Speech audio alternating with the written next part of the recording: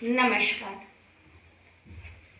पिछले वीडियो में हम लोग आचार्य रामचंद्र शुक्ल जी के हिंदी साहित्य का इतिहास के अंतर्गत वीर गाथा काल को देखा था, जिसके अंतर्गत हम लोगों ने देखा था कि ये वीर गाथाएं यानी जो उस काल में वीर गाथाएं मिलती थी उसको शुक्ल जी बताते हैं कि ये वीर गाथाएं दो रूपों में मिलती हैं, प्रबंध काव्य के साहित्यिक रूप में और वीर गीतों के रूप में। यानी वीर गाथाएं जो हैं उस काल में वह दो रूपों में मिलती हैं।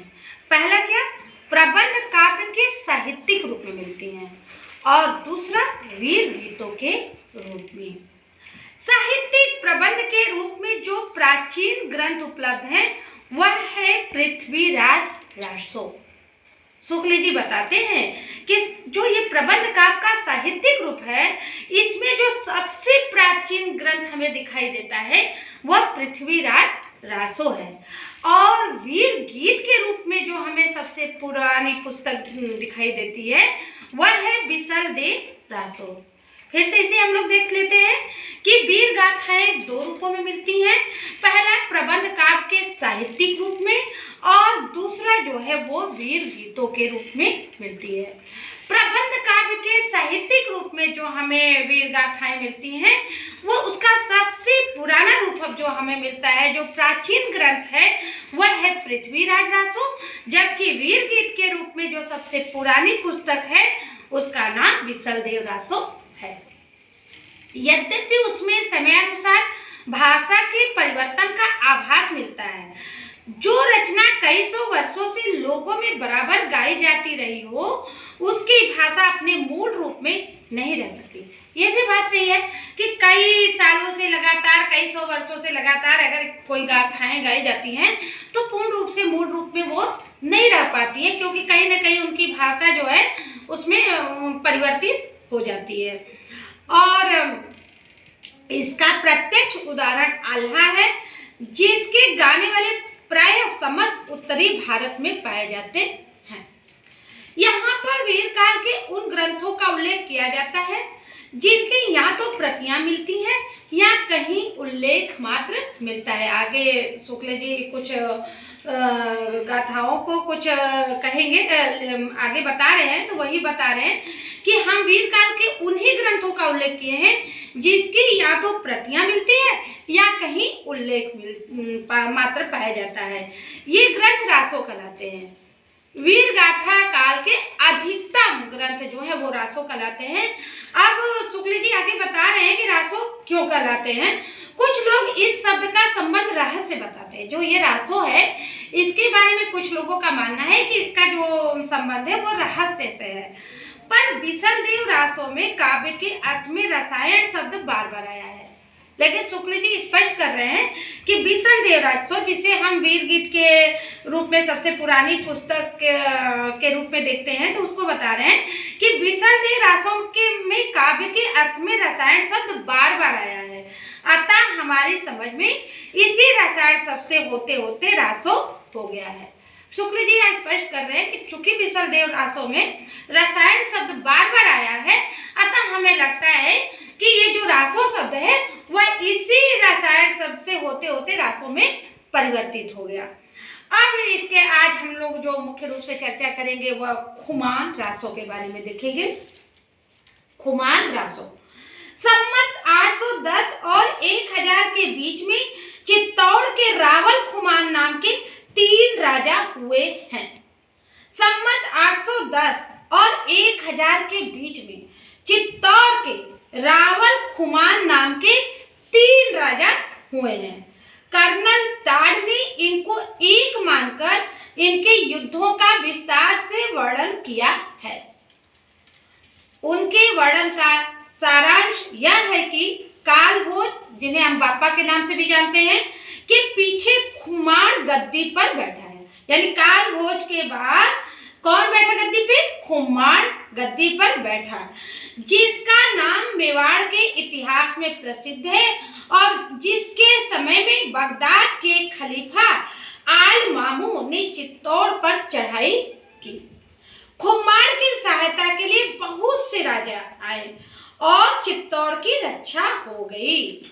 अब यहाँ पे देखिए कि सारांश ये खुमान रासों के बारे में बताया जा रहा है कि ये जो काल भोज हैं, यानी जिन्हें हम बप्पा के नाम से भी जानते हैं, इनके पीछे खुमाण गद्दी पर बैठा है। इनके बाद कौन गद्दी पर बैठता है? खुमाण, और जिसका नाम मेवाड़ के इतिहास में प्रसिद्ध है। और ये खुमाण मेवाड़ के इतिहास प्रसिद्ध है और जिसके समय में बगदाद के खलीफा आलमामू ने चित्तौड़ पर चढ़ाई की। खुमाण के समय बगदाद के खलीफा आलमामू ने चित्तौड़ पर चढ़ाई की। खुमाण की सहायता के लिए बहुत से राजा आए। जब ये आलमामू चित्तौड़ पर चढ़ाई करते हैं तो खुमाण की सहायता के लिए बहुत से राजा आए और चित्तौड़ की रक्षा हो गई, यानी खुमाण विजयी हो गए। खुमाण ने 24 युद्ध किए। खुमाण ने 24 युद्ध किए और विक्रम संवत 869 से 893 तक राज्य किया। उन्होंने हालांकि खुमाण ने 24 युद्ध किए और 869 से लेकर 893 तक राज्य किए। यह समस्त वर्णन दलपति विजय नामक किसी कवि के रचित खुमान रासों के आधार पर लिखा जान पड़ता है। आगे शुक्ल जी बताते हैं कि ये जो वर्णन किया गया कि खुमाण की आलमामू से लड़ाई होती है और अन्य राजा लोग उनकी सहायता करते हैं, खुमाण 24 युद्ध करते हैं और 669 से लेके 869 से लेके 893 तक राज्य करते हैं। तो ये सारे जो वर्णन है वो दलपति विजय नामक किसी कवि के रचित खुमान रासों के आधार पर लिखा जान पड़ता है। पर इस समय खुमान रासों की जो प्रति प्राप्त है वह अपूर्ण है। अब शुक्ल जी यहाँ स्पष्ट कर दे रहे हैं कि ये बातें तो सही है कि दलपति विजय नाम के किसी कवि ने खुमान रासों के आधार पर हम ये बता रहे हैं, लेकिन जो इस समय खुमान रासों प्राप्त है वह अपूर्ण है और उसमें महाराणा प्रताप सिंह तक का वर्णन है। और उस खुमान रासों में उस जो प्रति अब इस समय खुमान रासों की जो प्रति प्राप्त है वह अपूर्ण है और उसमें महाराणा प्रताप सिंह का वर्णन है, यानी महाराणा प्रताप सिंह तक का वर्णन है। काल भोज यानी जिसे हम बप्पा कहते हैं, काल भोज से लेकर तीसरे खुमान तक की वंश परंपरा इस प्रकार है। अब बता रहे काल भोज, फिर उसके बाद खुमान, फिर उसके बाद मत्तट, फिर उसके बाद भरतीपट, फिर सिंह, फिर खुमाण यानी ये दूसरे खुमाण हैं, फिर महायक, फिर खुमाण यानी तीसरे खुमाण हैं। ये इनकी वंश परंपरा है। फिर से एक बार हम लोग वंश परंपरा को देख लेते हैं। कालभोज, खुमाण, मत्तट, भरतीपट, सिंह, खुमाण दूसरा, महायक, खुमाण तीसरा। कालभोज के समय विक्रम संवत 791 से 810 तक है और तीसरे खुमाण के उत्तराधिकारी भरतीपट के समय के 2 शिलालेख विक्रम संवत 999 और 1000 के मिले हैं। अतः इन 190 वर्षों का औसत लगाने पर तीनों खुमाणों का समय अनुमानतः इस प्रकार ठहराया जा सकता है। क्या अनुमान लगा रहे हैं? खुमाण पहले जो थे वो विक्रम संवत 810 से 865 थे। खुमाण दूसरा जो थे वह विक्रम संवत 870 से 900 थे और खुमाण तीसरा जो थे वह विक्रम संवत 965 से 990। अब्बासिया वंश के अलमामू विक्रम संवत 810 से 890 तक खलीफा रहा।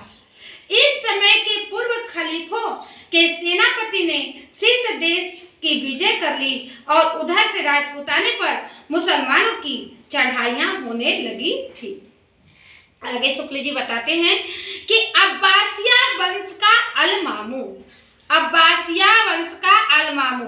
अब ये जो अलमामू है ना कि खुमाण से यानी कालभोज बप्पा के बाद जब खुमाण गद्दी पर बैठा तो उस समय अलमामू ने चित्तौड़ पर चढ़ाई की थी।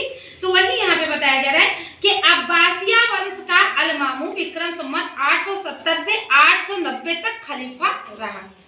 इस समय के पूर्व खलीफों के सेनापति ने सिंध देश में विजय कर ली थी। जो खलीफों के पूर्व खलीफों के सेनापति जो थे वो सिंध देश में विजय प्राप्त कर लिए थे और उधर से राजपूताने पर चढ़ाइयां होने लगी थी। अतः यदि किसी खुमार से अलमामों की सेना से लड़ाई हुई होगी तो उसी के नाम पर खुमान रासों की रचना हुई होगी। ऐसा ये कहा जा रहा है कि यदि किसी खुमार के अलमामों से अगर लड़ाई हुई है तो ऐसा अनुमान लगाया जा रहा है कि उसी के नाम पे खुमान रासों की रचना हुई होगी। यह नहीं कहा जा सकता कि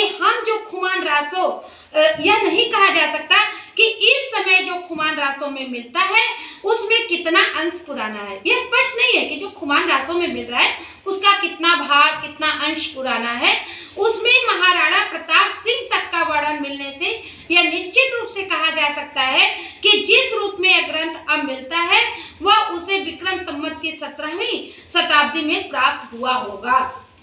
शिव सिंह सरोज के कथनानुसार एक अज्ञात नामा भाट ने खुमान रासो नामक काव्य ग्रंथ लिखा था। शिव सिंह सरोज ने के कथनानुसार यानी उनके अनुसार ये खुमान रासों के बारे में ये कहा जा रहा है कि एक अज्ञात नामा भाट ने खुमान रासो नामक काव्य ग्रंथ लिखा था जिसमें श्री रामचंद्र से लेकर खुमान तक के युद्धों का वर्णन था। यह नहीं कहा जा सकता कि दलपति विजय असली खुमान रासों का रचयिता था अथवा उसके पीछे परिशिष्ट का।